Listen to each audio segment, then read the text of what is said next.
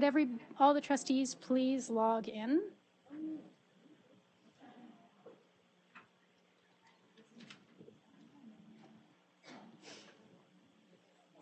Olivia, I'm at your school.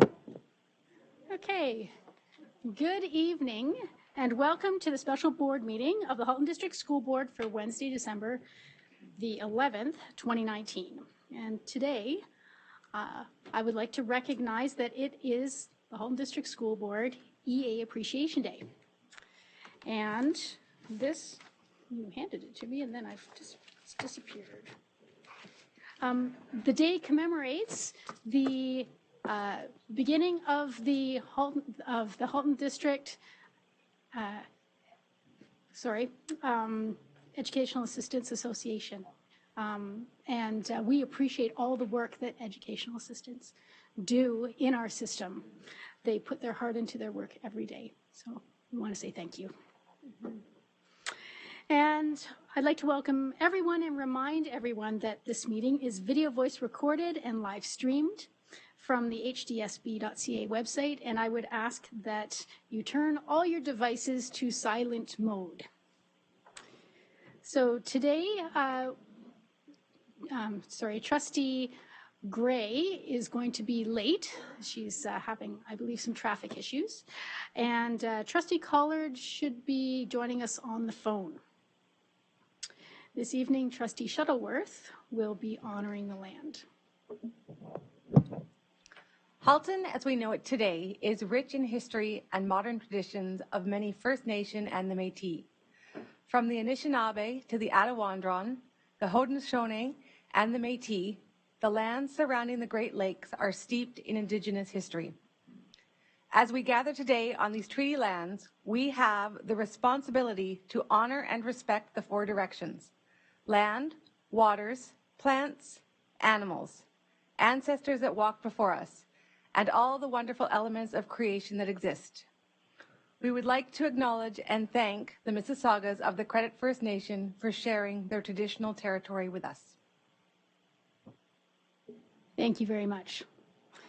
As this is, are there any declarations of possible conflict of interest this evening? Seeing none.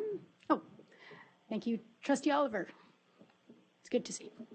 As this is a special board meeting, there cannot be any additions to our agenda, but if there are any requests for reordering or removing items, that is possible. So are there any requests for those functions? Nope, seeing none. Okay, so we are up to our Inspire Award presentations. And we have one this evening. Everyone in the Halton District School Board community can nominate or be nominated families, neighbors, related organizations, staff, students, and school volunteers. The Inspire Award is given to an individual or group that is formally or informally associated with the Halton District School Board who support our students and their achievements through exemplary caring, initiative, innovation, and creativity. I now have to pass the gavel to Vice Chair Al Harrison. Thank you. So I invite Chair Gerbentz and Jeff Shepard to come on up. Welcome. And let me tell you a little bit about Jeff.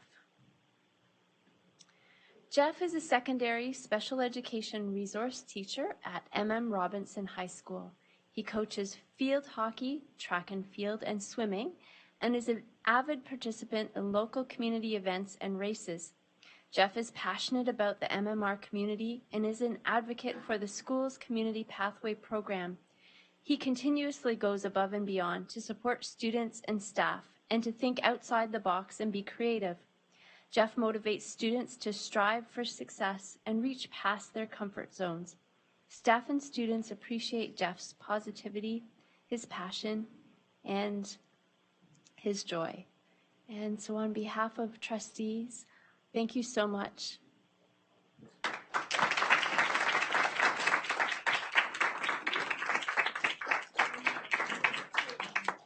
Jeff doesn't want me to picture.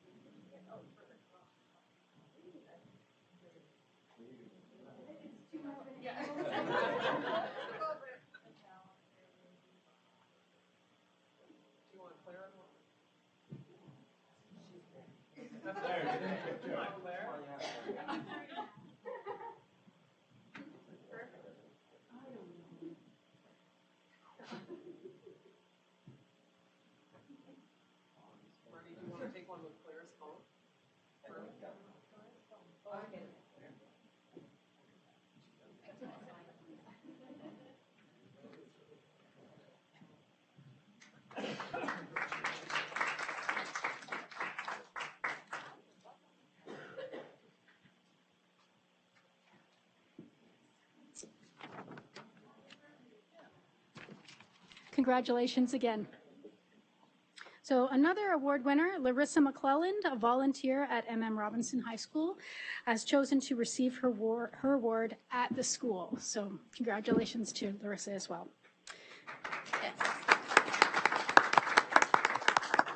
Please do continue to nominate people or organizations who support our students in their achievements. We accept nominations online at the hdsb.ca website, and awards are presented monthly during the school year.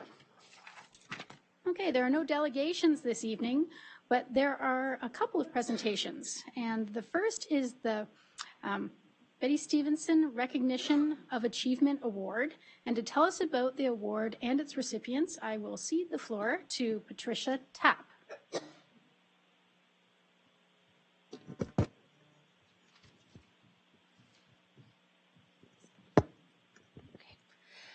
Good evening. For the last 3 years, I've had the privilege of being an education, outreach, and support worker for EQAO, and I had the privilege to work with this amazing team. EQAO selects schools every year on the journey of learning. The last year, we selected the criteria of mathematics, showing improvement in grade 9 applied stream mathematics and maintaining a high standard in academic stream. We also intersected that data with attitudes and behavior of I like math and I feel I'm good at math. So we looked at the 72 boards across the province and every school in the province, and Robinson became a potential candidate. During the screening, I was absolutely impressed with the dedication and of their teachers, including one comment that really stood out to me where they said, I don't look at the achievement data first. I look at the attitude and behavior to ensure my students like math and feel they're good at math. And then we look at the achievement data second. And so that really struck us at EQAO. And we were able to work with this amazing team to write a story about the effective strategies that they have been using to engage their grade 9 students, including before they even enter the building. So while they're in grade 8. And then was able to develop a story that was posted on our EQAO website, and that was shared across the province for all schools to learn from. So I'd like to invite the Robinson team to come up.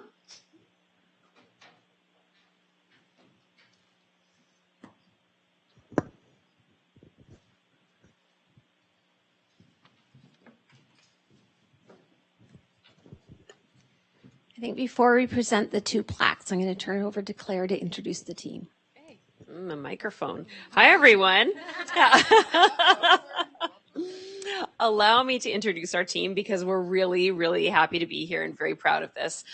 We have Steve Tolton and Maggie Warnicke, who are a team, heads of math and science, and really it's irrelevant which is which because they are such a team, they work together. And Andrea Taylor, when these two started to pilot that our grade 9 math science would become grade 9 engineering, which is incredibly innovative, it was Andrea that worked with them for the initial stages, and then we've continued on since she left. So it's been a long time in the works, but clearly it's been very effective because all of the data shows that the students are doing really well with the innovative practices we've put in place.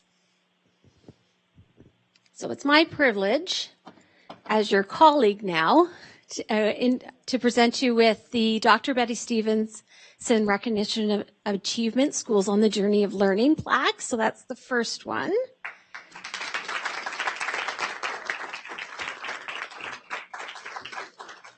As well as an infographic that tells their story that you can post in your school so that visitors that come in can learn from you and your journey. We heard infographic. We got really excited.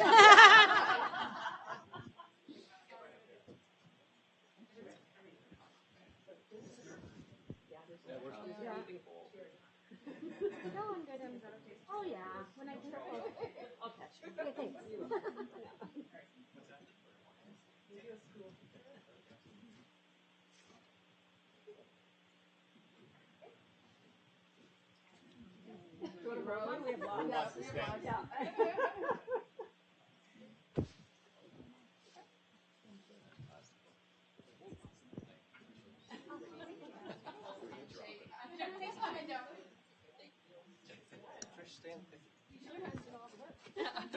Go there. I can stand behind you. I'm handsomely tall.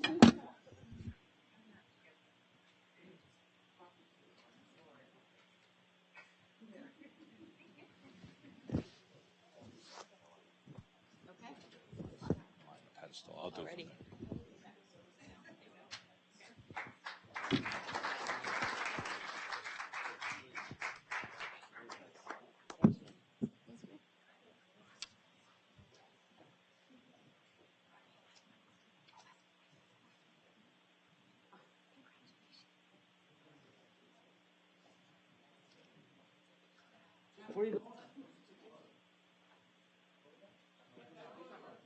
Director Miller, you have some words? Thank you, Chair Drabantz. I first of all want to compliment Jeff. Jeff is a longtime Halton employee and teacher at both Pearson and Robinson. And I know the chair of the board, I think, knew you when you were at Pearson. Yes. And the associate director knew you at Pearson and So congratulations, Jeff. It's well earned, and you've done great service for our students in Burlington. Okay, clap.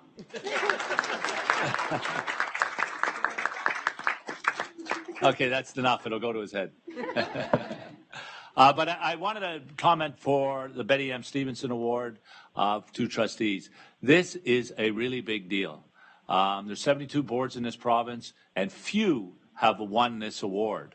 And Robinson, their improvement in math scores for the applied level students while maintaining scores for academic is kind of, well, it's revolutionary. It's difficult to do, and I can't overstate something. I can't do something. I can't overstate how significant that is. And it's a model that we in the board should be looking at and are looking at to how they did it.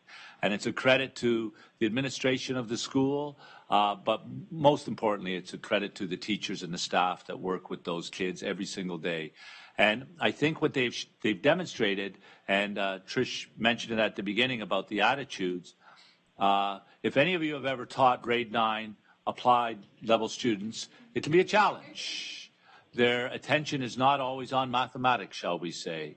It requires great patience, great dedication, and a devotion to the craft that they love. So this is a provincial award. And when you figure where Ontario places in the country and where the country places in the world, this is a really big deal. So congratulations, Robinson.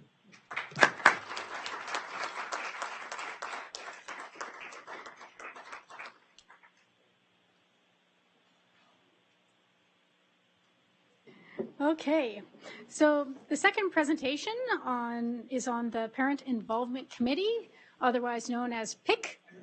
Superintendent Pennyfather, the mic is yours.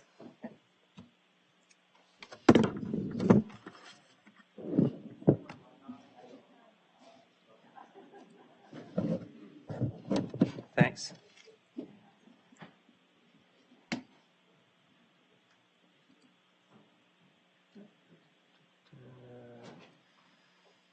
There we go. The good news is there's only 3 slides. Well, 4, including the title. So it's thank you for maximizing my time and moving this up from committee to the whole. And in light of the tight timelines of the meeting, Mr. Bogue rehearsed this with me so that I could go quickly. So through the chair to all the trustees.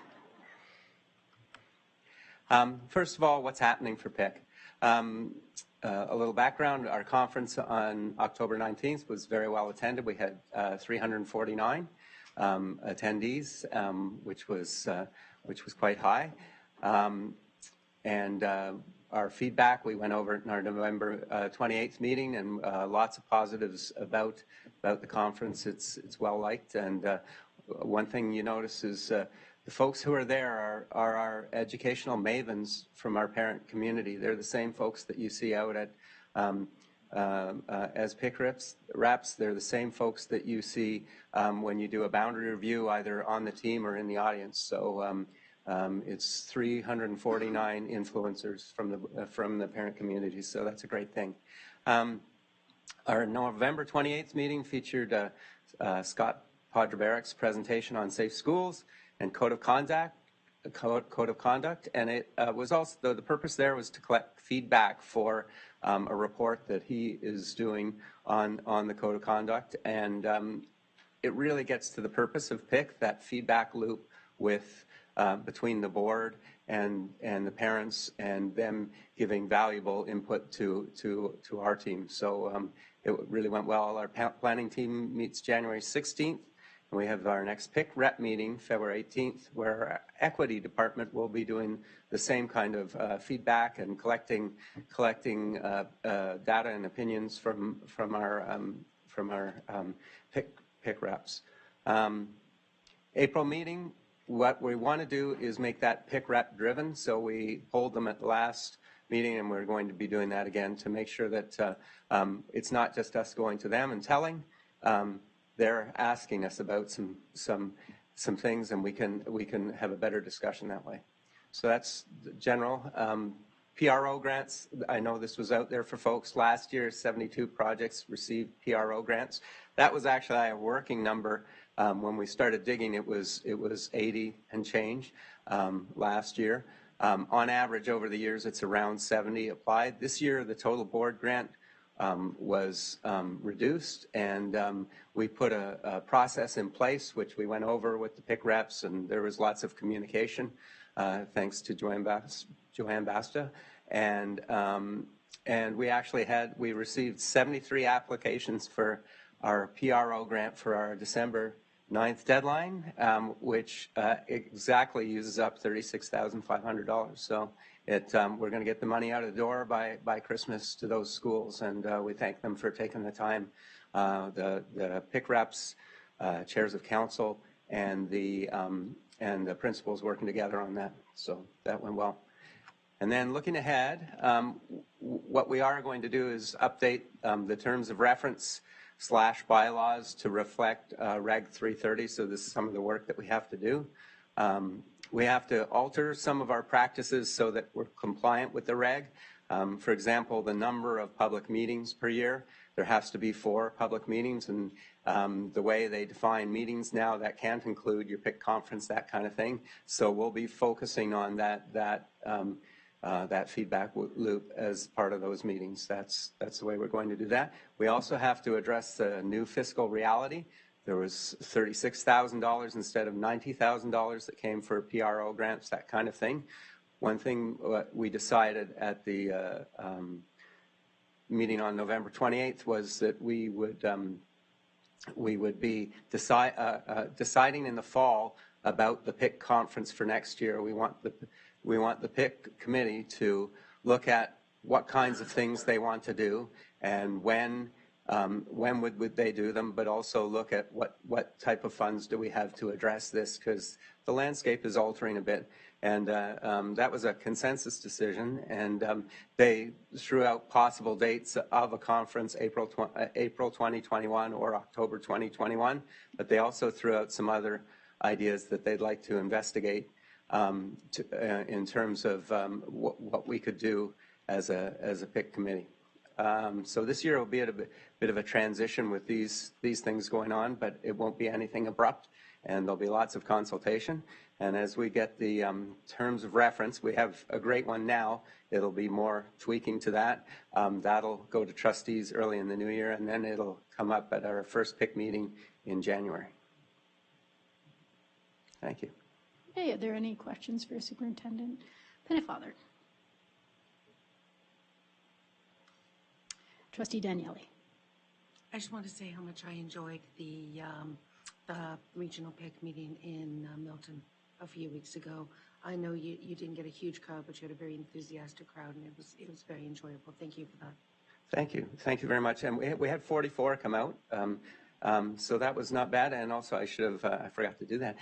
We had a great turnout of trustees as well to that, and it was excellent discussion and excellent feedback for Superintendent Padre-Barrick for his code of conduct. So it was the kind of meeting we want to have, and we'll get a few more out for the next one. But thank you very much.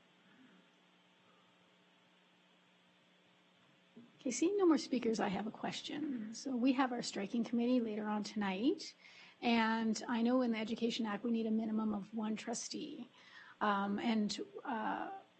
I was wondering what your thoughts are with respect to how many they should be, and should they be, if there are more than one, if they should be regional or it doesn't matter, and what their role might be in this new sort of process that's going on with respect to PRO grants, et cetera. Mm-hmm. It does. It's an important part of the PIC committee to have trustee representation. A meeting can't be held unless there is at least one trustee or trustee designate there. I've been looking around at this kind of thing because I'm trying to look at what we have currently for bylaws, and I looked at about 5 other boards. 3 of them had, it was 1 plus an alternate. One of them had between 1 and 3, it said, and Peel, Toronto just had 1, and Peel had 3, and they did it regionally. So they're a huge board. So, as far as that goes, and in terms of the goal of the trustees, it's, I guess, liaison between, they don't actually, in Reg 330 or Reg 612, they don't define what the trustee should be doing there, but it's oversight, it's a chance to inform from a lens that the parents on the PIC committee don't have and that I don't have. And it's also a liaison back to the other trustees it's another group of parents that you're hearing from, and just that data is really, really useful. So that's what I'd say on that. Okay, we have a few more people on the list. Trustee Gray.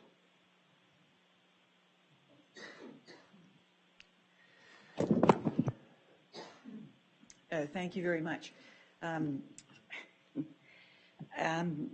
I had wanted to ask a question of the trustees who have been on the PIC committee in the past, and whether or not, as a board, if we haven't tried to ensure that all regions of Halton are represented through the trustees, and maybe that was a reason why we had 3 trustees. So I would just look to Trustee Amos, Trustee Daniele. Okay. Right. Thank you very much. I just wanted to know that. Vice Chair Al Harrison. Thank you. Through you, Madam Chair. So I think what I heard you say in one of your slides was just enhancing that liaison back and forth between the board table and the PIC group. And I think that's a great opportunity for us that, we can build on what our colleagues who attended PIC in the past have done, but really as we come to things like multi-year plan and other sorts of things, there's a real opportunity there. So I hope that, given that that's part of what's reflected in the official rules, that all that stuff makes the cut for the terms of reference as well. So we can always kind of point back to that as a reminder to really tap on that group for wisdom and insight on whatever's coming here.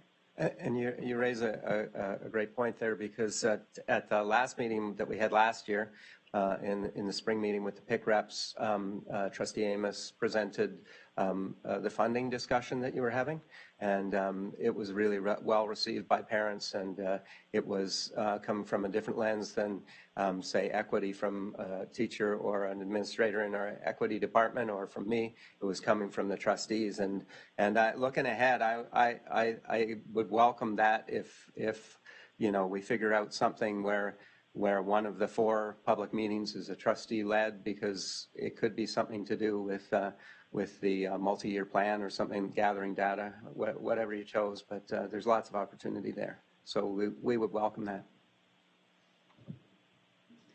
Okay, that's excellent. Thank you so much. There's no more speakers on the speakers list. Thanks. Okay, we are up to our consent agenda items, which consist of the minutes from December the 4th. And I think anything else. So do any minutes, does anything from the consent agenda require any discussion at all? Are we good? Oh, just to know that the date was changed on there. Okay.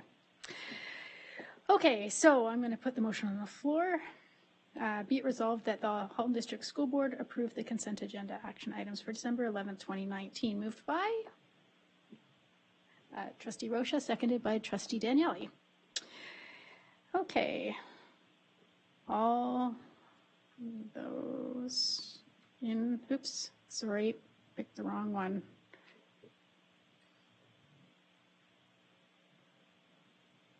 Okay, so it says approval of agenda, but we need consent agenda, okay? All those in favor?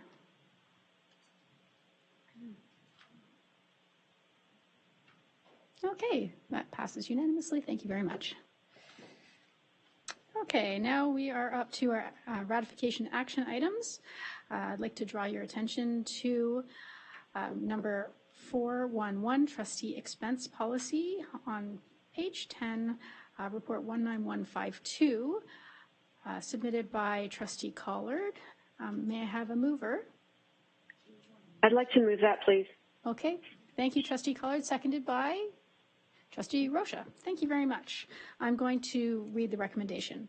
Be it resolved that the Halton District School Board approve the trustee expense policy as revised and appended to report 19152. Is there any discussion at all? Okay. Seeing none. All those in favor?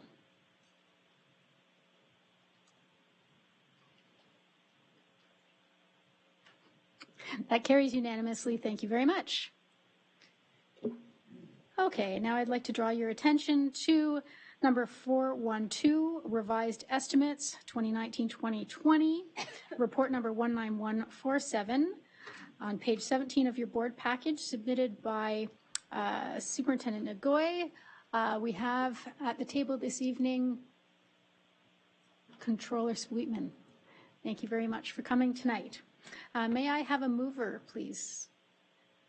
Trustee Reynolds, seconded by Trustee Amos. Thank you.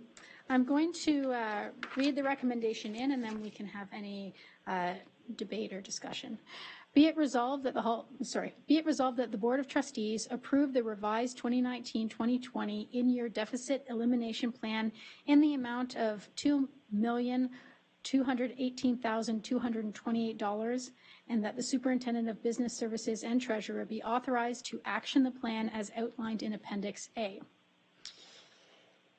Is there any debate?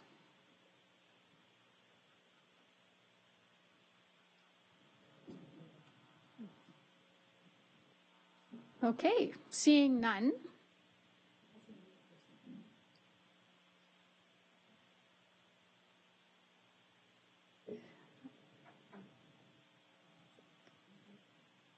Okay, all those in favor?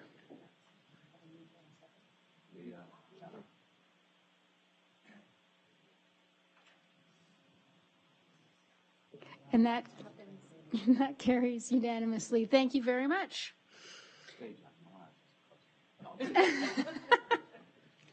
Okay, next we are up to communications to the board. And the first item is a student trustee report. Do you have a report for us this evening? Then go right ahead. Good evening, everyone. We hope that you all are well since we last saw you a week ago.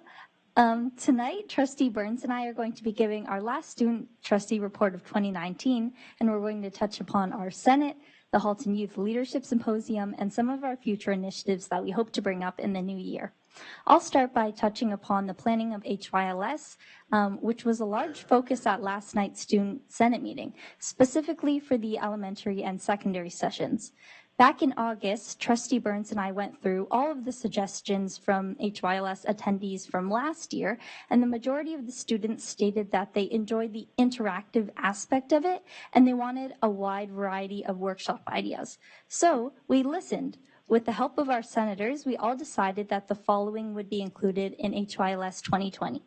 Entrepreneurship and financial literacy, high school survival guide, mental health, politics, debate, public speaking, film and theater, science and medicine, and an environmental workshop. We will also be having a main focus on equity and diversity, which will be spoken about during our opening ceremony. The senators were very engaged with the workshop brainstorm, and they were all very passionate about all of these topics, so I'm very confident that they will do a great job with planning them as well. For our upcoming Senate meetings, elementary and secondary senators will work together to plan and lead a workshop with at least one executive member per group. I'm quite excited for this event because not only does the planning process allow senators to be creative and allow a diverse group of senators to work together, but HYLS as a whole is a testament to youth coming together to learn, have fun, and gain invaluable leadership skills for their future endeavors. Now I'll pass it off to Trustee Burns to speak about our joint session of the Senate. Thank you, Trustee Lau. During our joint session of Student Senate last night, Trustee Lau and I welcomed Superintendent Puchetti and Suzanne Burwell of the Environmental Management Team to speak to the Senate on the topic of sustainability in the HDSB. During the presentation, senators gave feedback on what they believe should be done throughout Halton to mitigate environmental issues and counteract climate change. Senators also learned about outdoor spaces, energy use, and waste management throughout our board. The feedback that was collected by Superintendent Puchetti and Ms. Burwell will be presented at a later date. During Student Senate, Vandy Widyalankar, one of our directors of Senate Council Affairs, spoke to the elementary and secondary senators about an initiative that she hopes will enhance the awareness of Student Senate in Halton schools. Essentially, student senators have been encouraged to speak to their student councils about their involvement in the HDSB and Student Senate as a school-wide representative in order to make student councils aware of the operations of Student Senate and to introduce the student senators to their peers as one of the primary student representatives to the board from their schools. We are excited to hear how senators will take up this idea in the future, and we will speak about the results at a later date. We are now open for any questions. Excellent. Thank you. That sounds all very exciting. So there are no questions at this time. I really appreciate your report. Okay, so.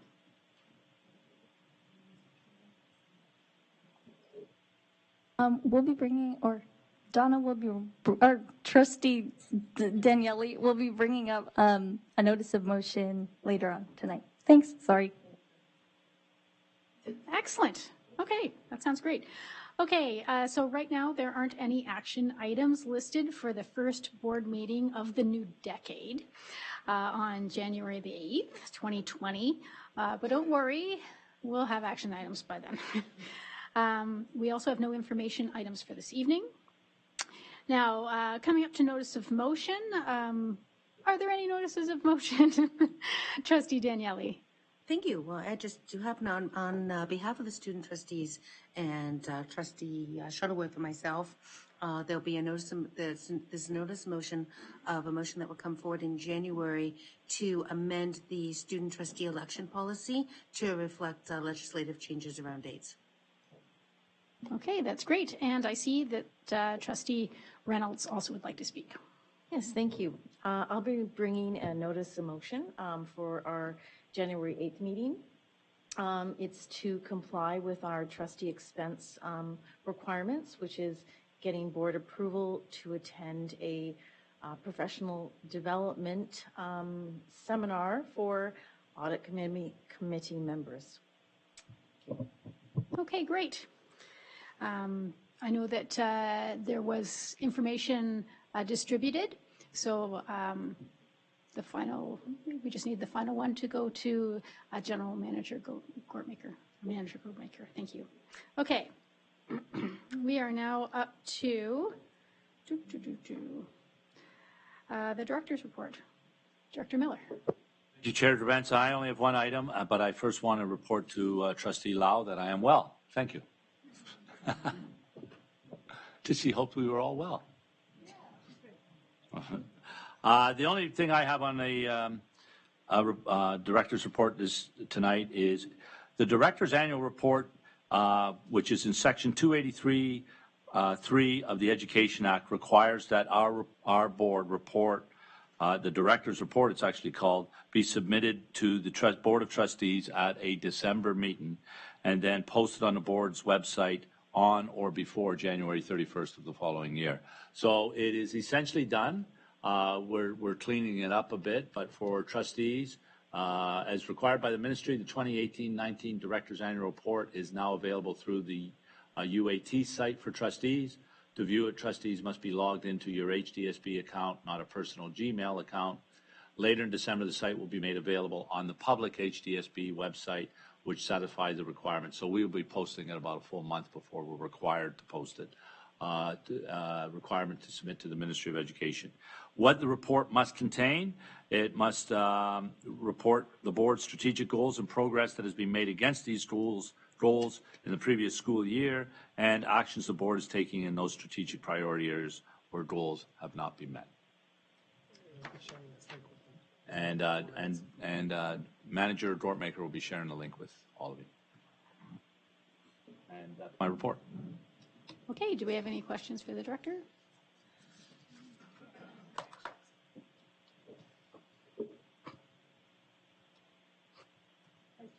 Vice Chair Harrison. Thank you. Through you, Madam Chair. Just with respect to the annual report, I wonder if you will mention it in your January director's report as well, just so there's an opportunity to ask questions about it if we have any, because we haven't seen it yet at this point in time. So, through Chair Drabens to Vice Chair Harrison. Yeah, we will. Bless you. And we'll also, well, it'll be posted on the website and so on. But yeah, I'll mention again the director's report because it will be posted at that point. However, I would say to trustees, if you have any questions prior to them, just send them and we can answer those individual questions. And we can even make those public in the January meeting as well. Okay, thank you very much. Now we are up to communications from the chair. And the only thing I have is that next Monday night,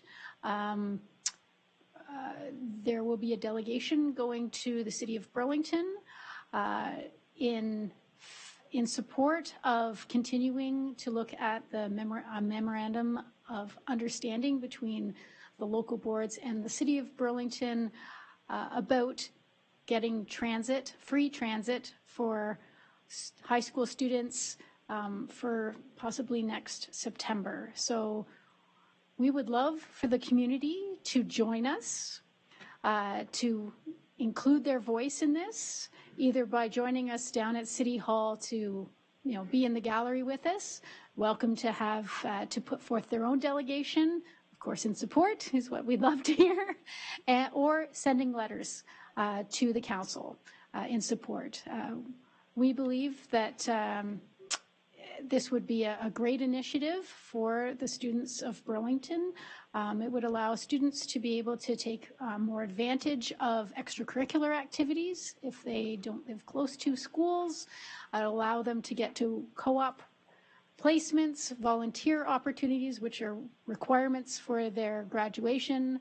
I think it's a great initiative, and I would love for other municipalities within our region to get a nudge on this as well. So hope to see a big crowd out next Monday night at 6:30 in the council chambers at City Hall in Burlington. Otherwise, I just hope that everyone has a fantastic winter break. And we're up to committee reports. There is a committee report in our agenda package. Trustee Gray, would you like to speak to this, or Trustee Reynolds? Okay, why don't I start, and then perhaps Trustee Gray can chime in. First thing, this report actually is not for decision, it's for information. I mean, it's not for action, except please read it. It's a feel-good report, and I think we should all take great pride in what we've accomplished here from our starting Inspire Awards just a few mere years ago, and how even our Inspire Award that we had tonight, it certainly brings joy to our board meetings and sets an attitude of gratitude. So we really appreciate that.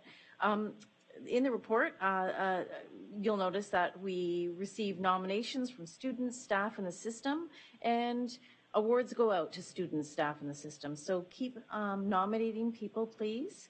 And we'd like to just give a shout out to a very important partner to us, which is Susan Thrasher, who's in the director's office, who is a very great support to this initiative, and also our communications team, who helps us share this out through Twitter and Facebook. I'll let Trustee Gray add any other comments. Okay, thank you. I'm sure that I speak on behalf of all of the trustees here in the room. There's no greater a day than when we get to have a chance to deliver one of these Inspire Awards. And in particular, when we do visit the schools, because often the school takes a moment to pause and gather in the form of an assembly or a special event and celebrate with everyone the accomplishments of the individual who has received the Inspire Award. It's also always a great delight here too, as well at the board, when we have a presentation. I see in the report as many as 95 presentations have occurred over the years since the beginning of this award. And I again echo your comments, Trustee Reynolds, that we look for more nominations as we go forward into the new year.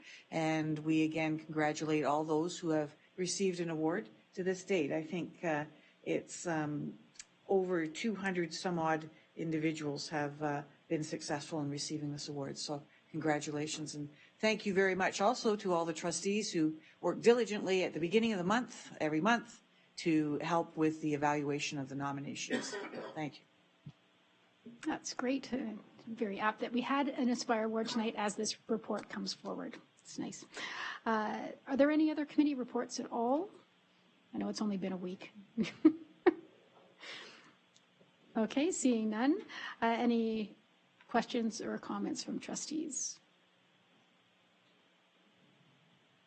Okay, so the only thing that I would like to just say is that we do have the community planning and partnership meeting starting at 7 o'clock tonight here, and then it goes until 8, and then we have committee of the whole, and we will be, the majority of that will be talking and working out striking committee, and then also talking about our governance evaluation, self-evaluation.